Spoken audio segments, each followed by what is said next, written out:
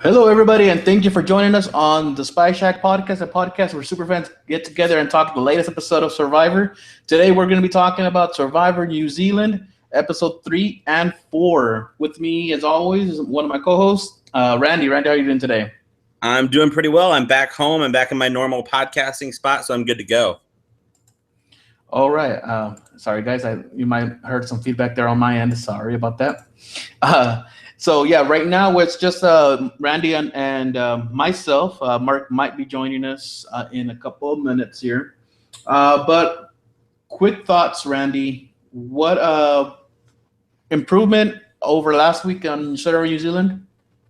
It was long. It was really long. Yeah, there was a lot of camp life, which is great, but it was long. I agree. I think some of the things that we were not happy about last week were fixed a little bit, but there was just so much episode this time around. Agreed. And I see Mark has joined us. Mark, what were your thoughts on these two episodes for Survivor New Zealand? It dragged on. I don't see the point of episode 3, to be honest, because we waited a whole entire episode just to get to Redemption Island, and everything that happened in episode 3 within the camp life was pretty much negated by episode 4, and so, whatever. Yeah, the thing with Redemption Island here, at least for the American version, is first of all, it took in the first season it took like 2 or 3 episodes before they were even able to do Redemption Island challenges, and then after that they actually, like let's say Blood versus Water, they did a vote right away to where they will have someone on there, kind of like what they did in this season of Survivor New Zealand. But they had the challenge right off the bat at the beginning of the next episode. Here we have, from what I understand, because we don't watch it with commercials. It's a 90-minute episode on Sundays, and I would say 80 minutes of that is camp life and War Challenge. The actual show itself was 65 minutes without commercials. Without commercials, okay. Without commercials, 65 minutes. And we didn't even talk about a challenge until 20 minutes in. Was the first time a reward challenge was even discussed. That there was the first 20 minutes of all camp. And then we didn't get to the duel or whatever they're going to call it till about 40 or so. It was just a lot of camp life. So, talking about camp life, anything that you guys think would be interesting to even bring up or talk about on any of the tribes before the reward challenge?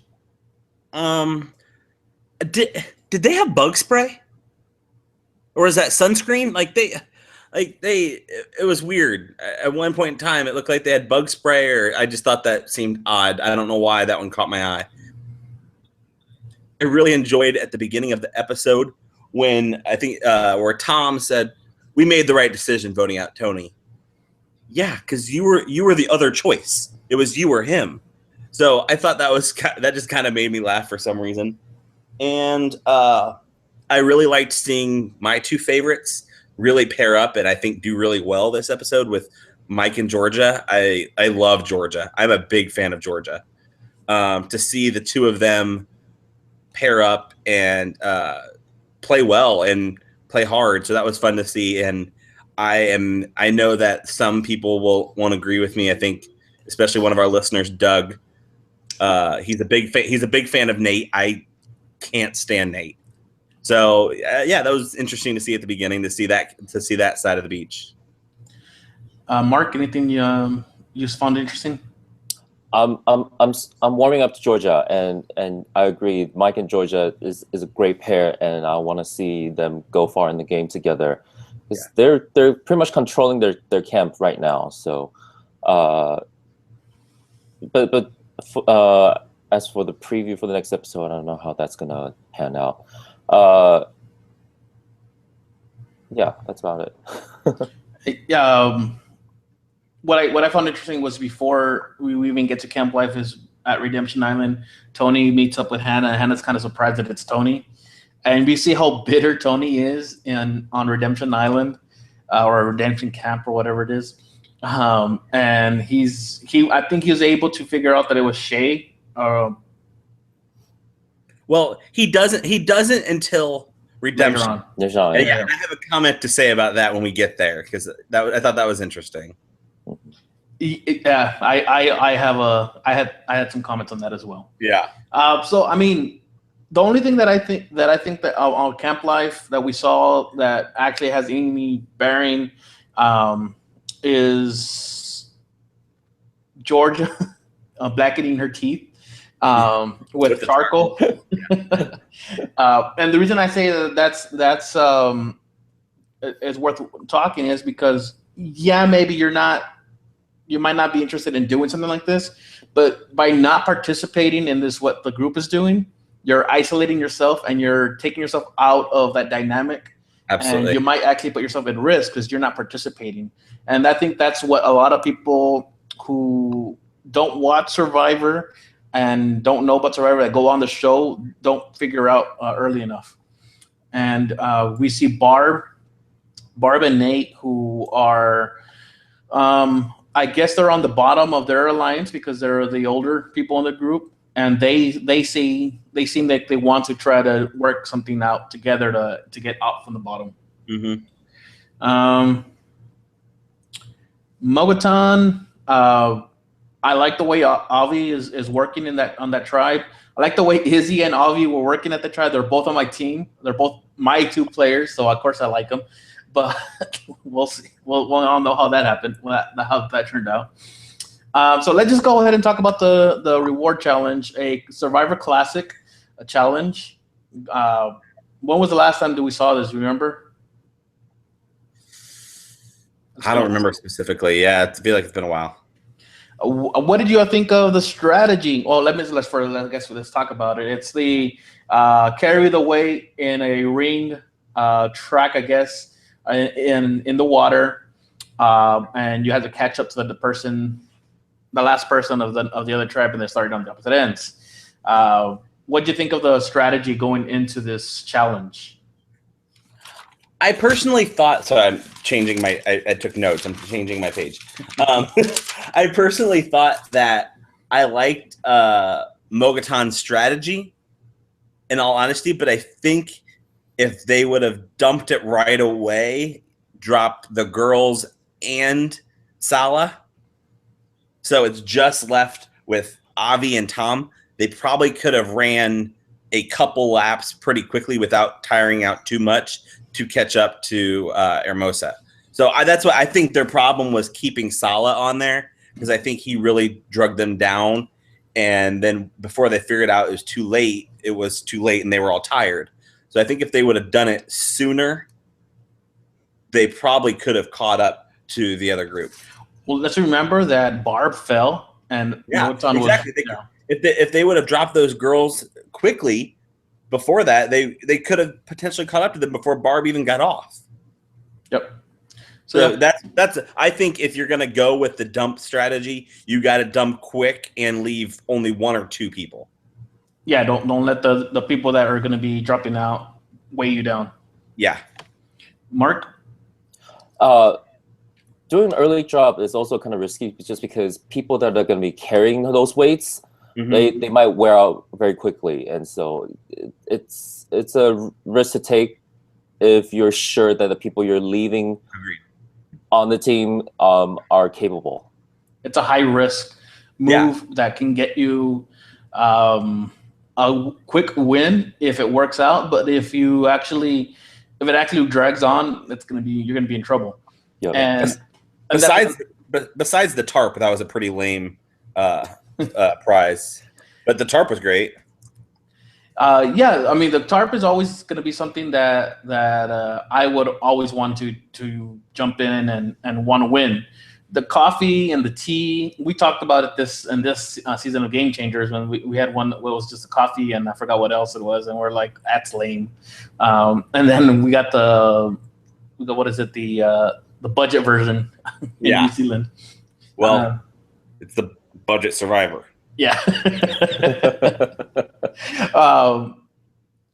Let's go back to camp. What do you think of the dynamics here? We already start seeing Mogotan start to turn on each other. Tom seems to be someone that nobody. Why do they hate him? I don't get it. I don't get it.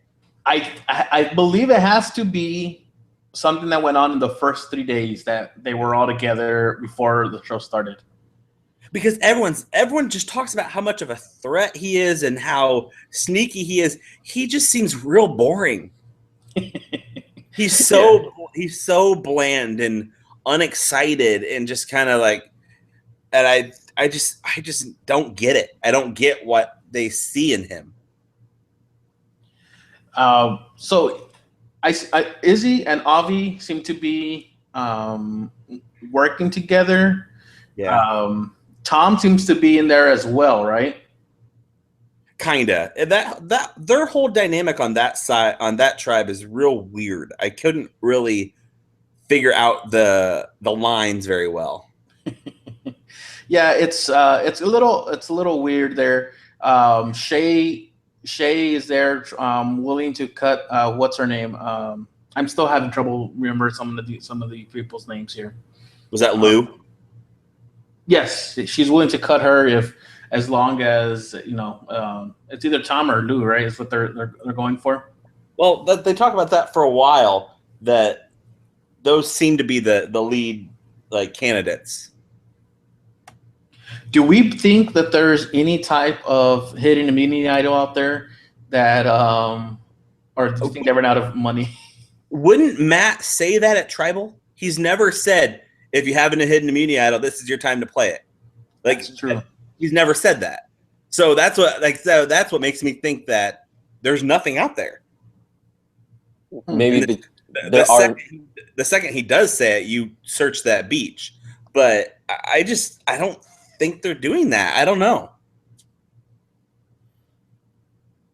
Mark? I don't think there are any idols out there. This is their first season, and I think it's gonna start slow. Yeah, and then maybe they'll put in hidden idols like next season. They swung for the fence with the Redemption Island right away. But I think it's the thing here is with American Survivor is that as Americans, we're used to seeing a show once a night. Other countries, such as in Australia, from what I understand and the way I've seen some of their reality shows, they're used to seeing things like 2 or 3 times a night. I'm guessing New Zealand's that way. I know Mexico's that way. They'll usually either do a couple of days in the week, or they'll do like 4 hours on a Sunday or whatever, something like that. Yeah. It's just something that we're not used to seeing, but it's happening.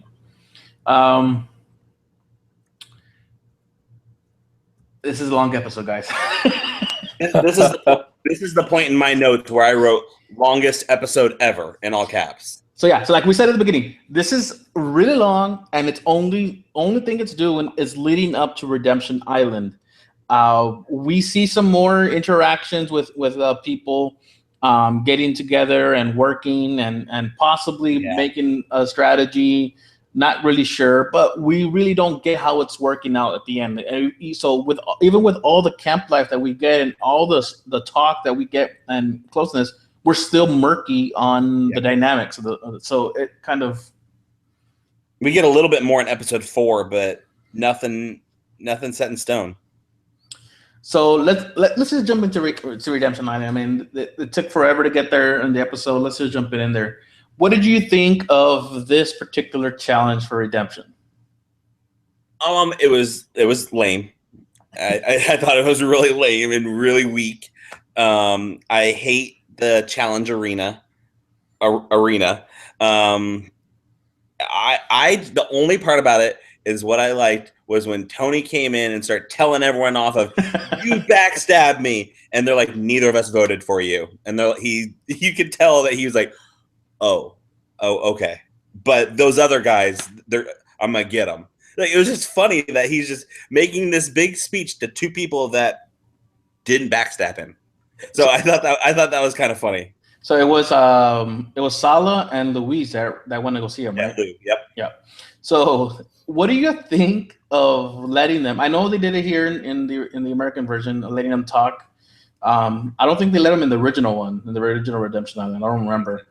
But in Blood vs. Water, they let them talk to each other. What do you think of letting them talk to each other and let them figuring it out? Wouldn't it be, for me, it would be better if they, as far as game wise, if they just let them try to figure out from Redemption who was the one that voted them out. Don't let them ask who voted me, or that's just me. Well, I think that's part of the game because the people that are still in the game can lie. They They can still work the game. Another highlight to me was Georgia putting in work while just sitting back watching what was going on while her and Shannon were there, and then leaning over to Sala and Luke, be like, "So what happened? Who's the one that flipped? What went down there?" And just little things like that, where I think she's sneaky, and I love it. And the thing with that is that she knows that she has the ability to lie to her teammates about Shay, because she knows Shay's the flipper, and she knows that Tony's willing to work with him. Yep. But she doesn't have to share that with her team, and she can easily pocket Tony. No, you definitely don't want Nate and Barb finding that out. Yeah. So the duel is the tiles. Knock some plates over. Break the tile with the rock. Although the first one that Tony hit, he only nicked that tile, and it counted as a broken tile. I don't know if that should have counted, honestly. I think he got a little chip in it. I don't know. Jeff usually makes them break through. Yeah. It would have counted in the American version, I don't think. No, I don't think so. Yeah. You would have had to break it in the middle. Because even in when they have the tiles on the wall hanging on ropes and they break a little bit of it, they have to break right through it and drop it from the rope for it to count. And here it was just like he got the corner, that little bitty piece of, and then it counted for him. So we got Shell in the chat here who is agreeing with us on how lame that challenge is. She says, "Hey,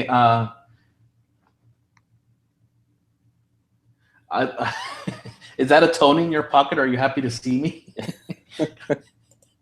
I had to try to make sense of that one. All right, so at the end of the day, Hannah goes home. I liked Hannah, and I didn't like the reason why she was voted off. I think she was pretty much just voted off because she was a little bit different from all the rest of the girls. Mm-hmm. And Shell loses her from her team. Oh, poor Shell. Shell hits the hit. It's okay, Shell. Mark got the first hit last time in Game Changers, and he's still in the lead. I'm still in the lead. Yep. Are we already forgetting about Dee? Are we already forgetting her? Oh yeah. I totally forgot about Dee. My bad. Yeah. Oh, sorry, Dee. Sorry. You're kind of forgettable. She may be listening. She listens to 60 hours of podcast a week. Give her a break. Let us know if you're a public member. So yeah. So Hannah goes home. You know who? Yeah. So Hannah goes home. I feel like she had potential. I feel like she would be a workhorse in challenges. I know that I know she might. People thought of her as a liability, but I honestly think she would have been a workhorse in challenges.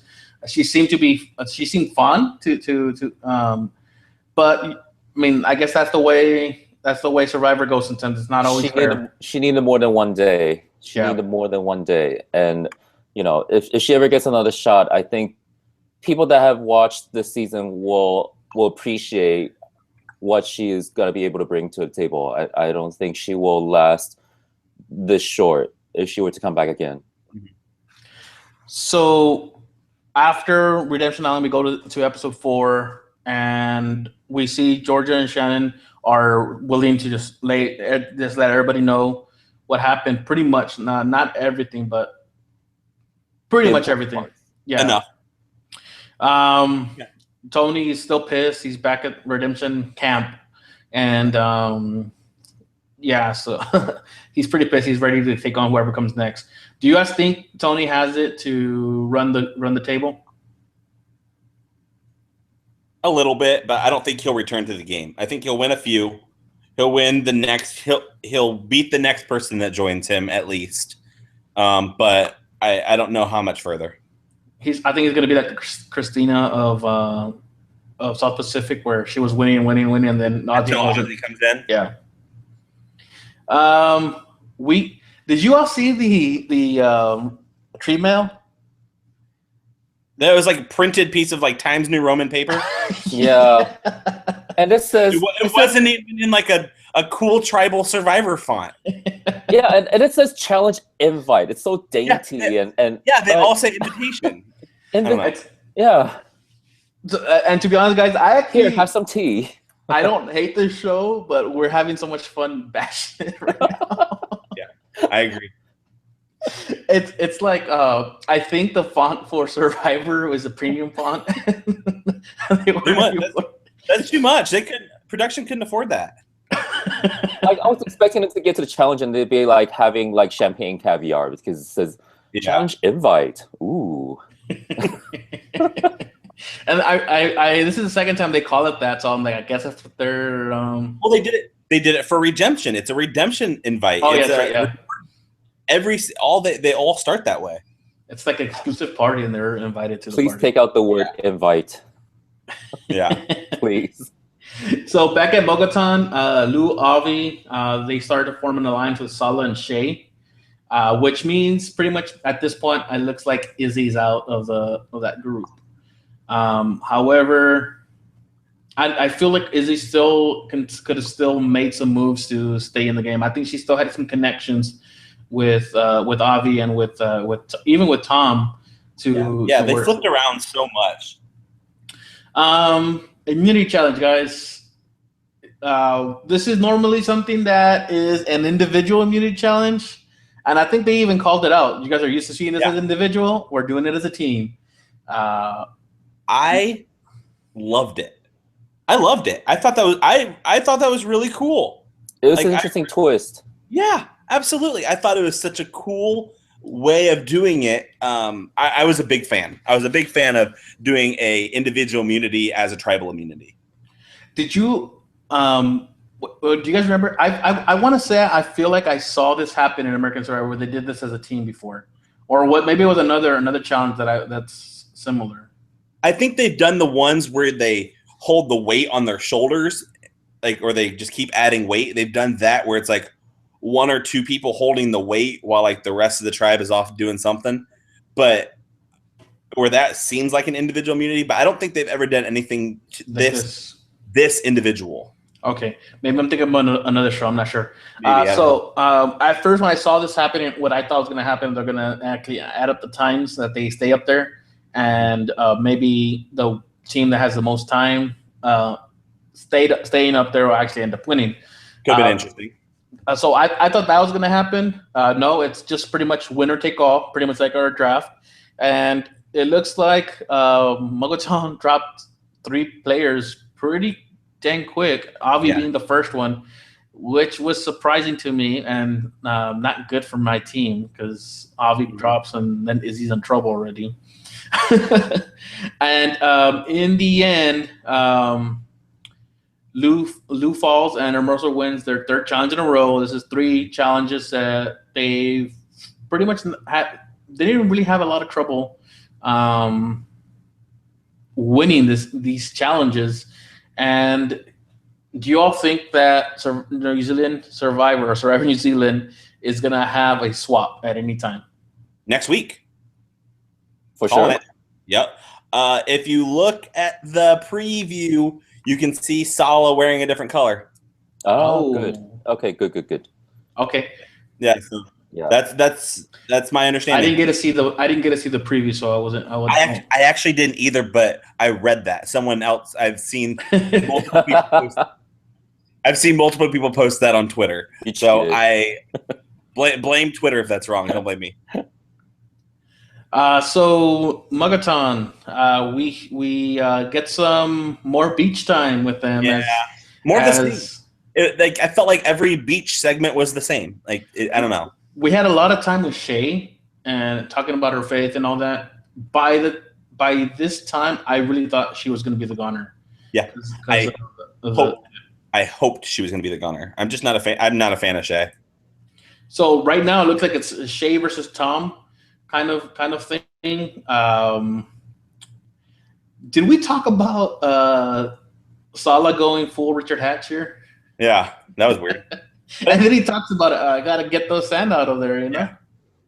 Sala's a strange dude. I can't really figure him out yet, but I think I like Sala.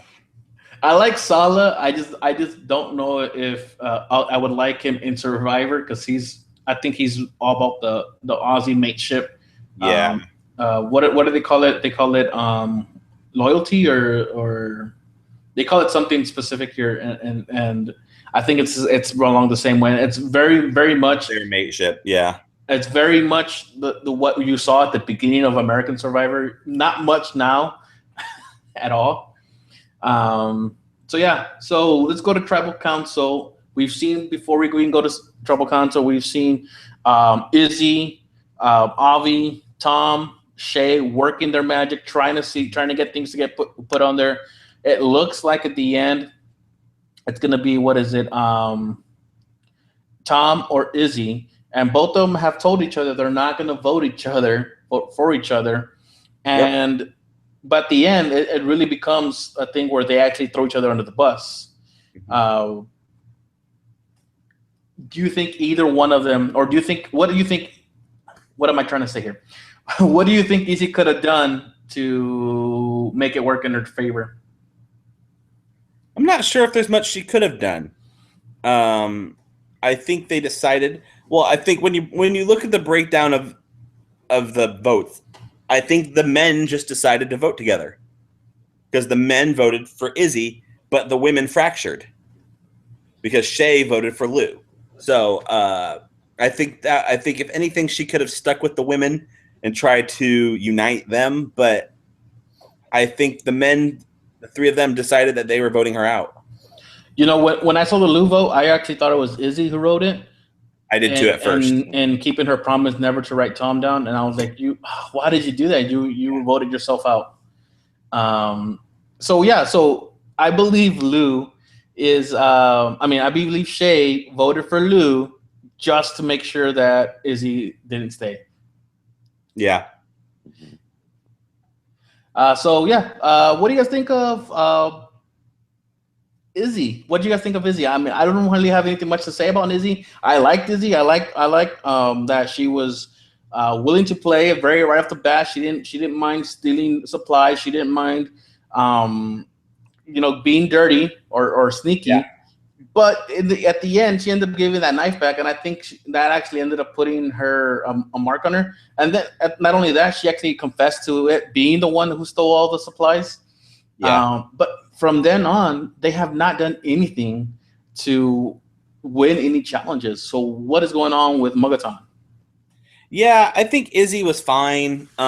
She'll be remembered for stealing at the budget marooning, but I don't know. She didn't really bring a whole lot. She wasn't all that exciting of a character to listen to. Nothing outstanding. And I think we won't be seeing her much longer because I don't think she's going to last in the redemption circle. No. He's my team. Yeah, I don't think it's going to happen. I think Tony, even though he's an older person, I think he has it to beat someone like Izzy. If they send someone maybe like Tom or even maybe what's his name, the guy with the long hair from Hermosa, Lee, he might give him a run from her, but I don't know because Tony he looks pretty strong for his age. Mm-hmm. So yeah. I mean, we've been bashing Survivor New Zealand pretty much from the beginning, but what do you guys think? 2 weeks in, what do you think of Survivor New Zealand? Overall, I like it, I think. By the way, if I'm talking, you can probably see the update of our draft. Shell losing Hannah and then Saul having Izzy at Redemption Island. But I like Survivor New Zealand. I don't like the format. I don't like the structure of the episodes, but it's worth a shot. I don't know. I wonder if they. I mean, I doubt that they re-edited episode 2, 3, and 4 after, because I heard a lot of groaning and moaning of the music from the last episode. And I think Randy here talked about it. And on our last episode, we did have somebody. Let me look at it real quick here, who pretty much said the same thing. Now I'll get the person because I don't. Subculture Rens. I think the music off. I think the music is off. They have tribal music going all the time rather than building up.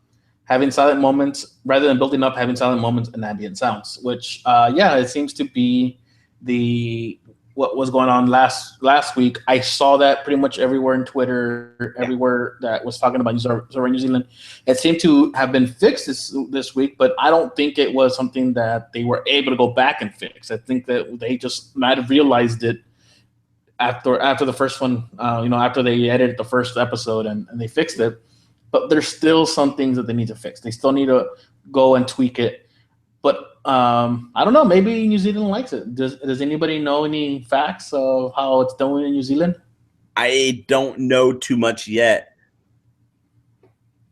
But I think they need to learn how to fold their votes.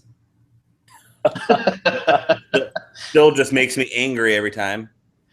Yeah. The thing is that their urn is like really tall. Yeah, it's super vertical, and if you folded the traditional way, I don't think they would have reached it. Awesome. So we're really bashing it, even though we kind of like it, and we're nitpicking on some of the things. I would have been much happier if somebody told me, episode 3 just forwarded to like the last 10 minutes of the episode. You'll be much happier. Somebody told me that I would have been fine. Yeah, because everything they showed us in Camp Life, they also showed us in 4. So yeah. All you need is Redemption Island and maybe the reward. Maybe they listened to all the American fans that were complaining about not having enough beach time, and they decided to give us 3 times more than what we wanted. So I don't know. I really don't have any more things to bring up. Like I said, there's even though it was a lot of episodes, there was not really a lot to talk about. There's a lot of just camp stuff, boring stuff. The alliances, even though we had a lot of them, there was not a lot for us to even actually come through and actually know what they're doing. Mm-hmm. So I guess we'll see. It got better than last time. We'll see how it does next week, and hopefully it gets better. Hopefully we get to see you a little bit more, and hopefully the editing gets a little bit better. Agreed. All right. Well, we'll leave it there, guys. Remember to go ahead and subscribe to the channel. Subscribe to and ring a little bell. Click the little bell so we get all the notifications, likes, share. Let us know what you think of the episodes, and let us know what you think of the podcast itself. We'll see you guys next week, and join us in a couple of minutes. We're gonna start talking about Survivor Game Changers. A little bit more action going on there, and we'll probably be a little bit more animated for Survivor Game Changers than for Survivor New Zealand. I won't be as negative, I promise. All right, guys. We'll see you guys over there. Don't leave. So we're gonna be right back. Okay, guys. We'll be back in about 5 to 6 minutes.